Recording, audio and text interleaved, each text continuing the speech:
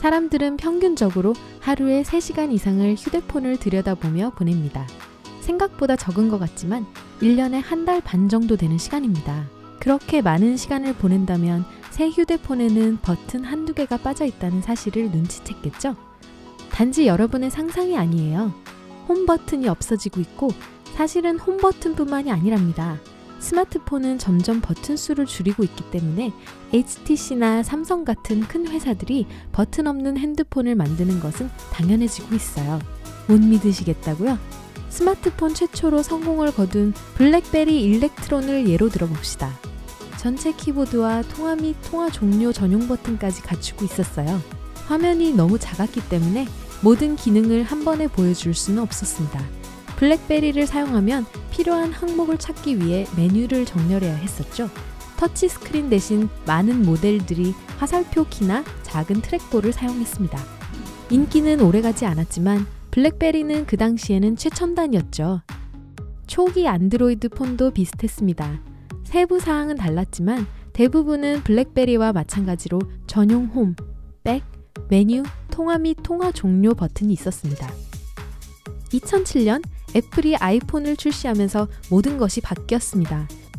지금은 믿기 어렵지만 처음에는 많은 사람들이 아이폰을 심각하게 받아들이지 않았습니다. 심지어 애플의 창업자 스티브 잡스도 신제품이 100% 마음에 들지는 않았습니다. 하지만 사람들이 아이폰의 장점을 깨닫는 것은 시간 문제였죠. 키보드를 제거함으로써 화면의 크기가 2배 이상 커졌습니다. 넓은 화면은 매우 편리했는데 한 번만 클릭하면 즐겨 사용하는 앱을 열 수 있었으니까요. 주요 기능 버튼은 그 후 몇 년 동안 남아 있었지만 사라질 운명에 처해 있었습니다. 통화와 통화 종료 버튼이 사라지는 데는 오래 걸리지 않았습니다. 그래도 대부분 쓸모없었던 버튼은 몇 년 동안 그대로 남아 있었습니다. 메뉴가 예전만큼 중요하지 않았기 때문에 전용 백 버튼이나 메뉴 버튼도 그다지 필요하지 않았습니다. 그래도 여전히 사용되었지만 터치스크린으로 할 수 없는 일은 아니었습니다. 물론 버튼 2-3개를 제거한다고 해서 그다지 큰 공간이 많이 확보되는 것은 아니지만 작은 공간이라도 도움이 되니까요. 그래서 홈 버튼만 남게 되었는데 그 미래는 그리 밝아 보이지 않습니다. 아직도 많은 사람들이 홈 버튼을 좋아합니다. 실제로 많은 사용자들이 안드로이드보다 애플을 선호했던 이유 중 하나였습니다. 버튼 애용자에게는 안타깝게도 기업들은 그 몇 센티미터의 공간을 포기할 수 없었습니다. 또한 홈키를 제거하면 전화기 표면을 매끈하게 만들어서 좀 더 빈틈없어 보이도록 합니다. 일부 제조업체는 버튼을 없애는 것이 실용적인 결정이며 홈키를 없애는 것만으로 멈출 계획이 없다고 말할 것입니다. 만약 그렇게 된다면 다음 차례는 전원과 볼륨 버튼일지도 몰라요. HTC의 U12는 터치 센서로 버튼을 대체하고 삼성 갤럭시 노트 10은 전원 버튼을 완전히 제거했습니다.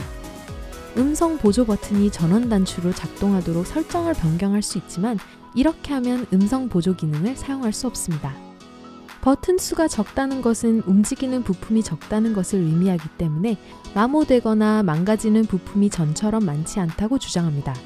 HTC에게는 안 된 일이지만 이런 주장을 뒷받침할 실질적인 증거는 없습니다. 또한 일부 고객은 버튼이 없는 버튼을 사용하기 어렵다고 불평하죠. 그리고 아직 버튼이 없는 전화기의 가장 큰 문제에 대해 이야기하지 않았는데요. 대부분의 사람들이 버튼 없는 전화기를 좋아하지 않습니다. 물리적 피드백이 없으면 버튼을 제대로 눌렀는지 알기가 어려울 수 있기 때문이죠. 게다가 실제 버튼을 누르는 만족감도 무시할 수 없어요.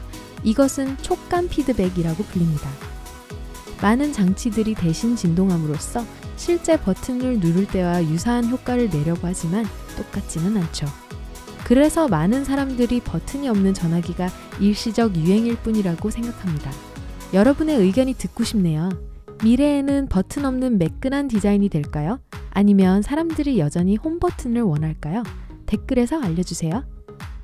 만약 단지 일시적인 추세라면 원래 의도와는 다르게 흘러간 또 하나의 제품일 겁니다. 소니 엑스페리아를 예로 들어볼게요. 슬라이딩 게임 콘솔이 달려 있었습니다. 나쁜 전화기는 아니었지만 과연 휴대용 게임기가 달린 전화기를 원하는 사람이 얼마나 될까요? 휴대용 게임기로도 사용될 수 있는 단말기로 광고됐습니다. 이론상으로는 좋은 생각이었을지 모르지만 소니의 신제품을 신뢰한 게임 개발자는 거의 없었습니다. 게임용 휴대폰을 판매하려고 하는데 거기에 최적화된 게임을 만드는 데 관심이 없었다면 큰 문제가 되겠죠. 새로운 아이디어로 어려움을 겪은 회사는 소니뿐만이 아닙니다. 삼성의 스마트 스크롤, 에어뷰와 갤럭시 빔을 살펴봅시다. 모두 광고에서는 훌륭해 보였고 의도한 대로 기능을 다했다면 정말 환상적이었을 거예요. 하지만 현실은 그렇지 못했습니다. 스마트 스크롤은 삼성 갤럭시 X4에 포함된 기능으로 자동으로 위아래로 스크롤할 수 있습니다. 전화기 앞면 카메라를 사용하여 사용자의 머리 움직임을 추적해서 작동했습니다. 좋은 아이디어였지만 엔지니어들이 모든 문제점을 해결하기 전에 시장에 출시되었습니다. 그래서 때때로 제대로 사용하려면 머리를 많이 움직여야만 했습니다. 많은 고객들이 인내심을 잃고 불필요한 기능이라고 생각하게 되었죠. 사용자들은 에어뷰에 대해서도 같은 생각을 했습니다. 이 기능은 삼성 사용자가 화면을 터치하지 않고도 알림을 미리 볼 수 있게 해주었습니다. 해당 앱 위에 손가락을 올려놓기만 하면 됐죠. 에어뷰는 일반적으로 사용자가 원하는 내용을 제대로 파악해냈지만 소수의 앱에서만 작동했습니다. 소니 엑스페리아와 마찬가지로 개발자들의 관심을 얻지 못했습니다. 에어뷰 기능은 여전히 많은 삼성 전화기의 설정 메뉴에 숨어 있습니다. 하지만 삼성은 더 이상 이 기능을 적극적으로 홍보하지 않기 때문에 많은 사용자들은 그 기능이 있다는 사실을 모르고 있죠. 갤럭시 빔요? 삼성 갤럭시 빔과 빔2는 프로젝터가 내장된 유일한 전화기였습니다. 사실 멋진 아이디어였다는 것은 인정합니다. 당시 다른 삼성 전화기보다 가격이 높았지만 프로젝터 자체와 관련된 몇 가지 문제가 없었다면 성공했을 수도 있었습니다. 주된 문제는 배터리가 너무 빨리 소모되어서 사람들이 빔의 주요 기능을 사용할 수 없었다는 점입니다. 모토로라도 모토 모드 전화기 부착 장치로 유사한 것을 시도했습니다. 삼성과 거의 같은 문제를 안고 있었지만 선택적 부착 장치를 사용한다는 점이 불만을 완화시키는 데 도움이 되었습니다. 자, 이제 모든 것이 시작되도록 만든 브랜드를 언급해야겠네요. 바로 블랙베리 스톰입니다. 블랙베리의 첫 터치스크린 폰이었고 제조사는 다른 전화기들 사이에서 눈에 띌 수 있는 뭔가 대단한 것이 필요하다는 것을 알았습니다. 어떻게 소비자들의 관심을 끌었을까요? 바로 클릭 소리를 내게 만들었죠. 화면에는 실제 키보드 소리와 느낌을 모방하도록 설계된 슈어프레스라는 시스템이 탑재되었습니다. 블랙베리의 이런 아이디어는 적중했습니다. 아까 제가 언급했던 촉감 피드백이라는 용어 기억하시죠? 사람들은 기기가 물리적인 반응을 보이는 것을 좋아합니다.